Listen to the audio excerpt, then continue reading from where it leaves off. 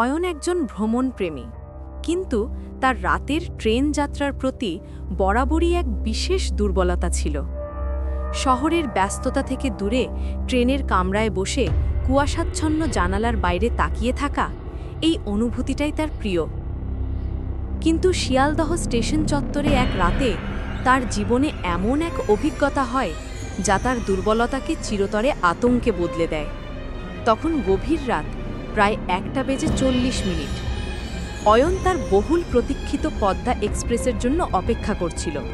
ট্রেনটি আসার কথা ছিল 7 নম্বর প্ল্যাটফর্মে, কিন্তু অয়ন হেঁটে যেতে যেতে ভুল করে 8 নম্বর প্ল্যাটফর্মে চলে আসে। প্ল্যাটফর্মটি অদ্ভুতভাবে জনশূন্য এবং সম্পূর্ণ অন্ধকার, শুধু কয়েকটি ঝাপসা আলোর পোস্ট টিম টিম করে জ্বলছে। অয়ন দ্রুত প্ল্যাটফর্ম ছেড়ে যেতে নিচ্ছিল, তখনই সে একটি মৃদু আওয়াজ শুনতে পেল। মনে হলো একটি পুরনো ঘড়ির কাঁটা উল্টো দিকে ঘুরছে। প্ল্যাটফর্মের শেষে সে দেখতে পেল একটি অস্পষ্ট সাইনবোর্ড, যার ওপর লেখা 8 নম্বর প্ল্যাটফর্ম, এখানে কোনো ট্রেন থামে না। ঠিক সেই মুহূর্তে ট্র্যাকের ওপর একটি ট্রেন আসতে শুরু করল। ট্রেনটি অস্বাভাবিকভাবে কালো, তার জানালাগুলো ময়লা এবং ধোঁয়াটে। কোনো আলো নেই, কেবল ইঞ্জিন থেকে ভেসে আসছে ভেজা কয়লার তীব্র গন্ধ। ট্রেনের গায়ে কোনো নম্বর লেখা নেই, শুধু একটি শব্দ, নিঃশব্দ যাত্রা। অয়ন ভয়ে জমে গেল। সে দেখল ট্রেনটির কামরাগুলোর দিকে হেঁটে আসছে প্রায় 10 মানুষ। তাদের পোশাক শতবর্ষ পুরনো, তাদের মুখগুলো স্থির এবং ফ্যাকাশে, তাদের চোখগুলো ছিল ফাঁকা এবং নির্জীব। তারা নিঃশব্দে ট্রেনের কামরায় প্রবেশ করল। ট্রেনটি তার সামনে এসে থামল। দরজাগুলো ক্যাচকোচ শব্দে খুলে গেল। কামরার ভেতরে কোনো আসন নেই, কেবল ভেজা মাটির গন্ধ। প্ল্যাটফর্মের কোণে দাঁড়িয়ে থাকা এক বৃদ্ধ কুলি, যার পোশাক ছিল ময়লা এবং জীর্ণ, সে অয়নের দিকে তাকিয়ে ফিসফিস করে বলল, বাবা, এটা সেই ট্রেন, যারা সময় পেরিয়ে গেছে শুধু তারাই এতে ওঠে। ভুল করে এই প্ল্যাটফর্মে এসেছেন, এরা আপনাকেও যাত্রী বানিয়ে নেবে। ভীষণ ভয় পেয়ে অয়ন পিছিয়ে গেল। সেই মুহূর্তে কামরার ভেতর থেকে একটি হাত বেরিয়ে এলো।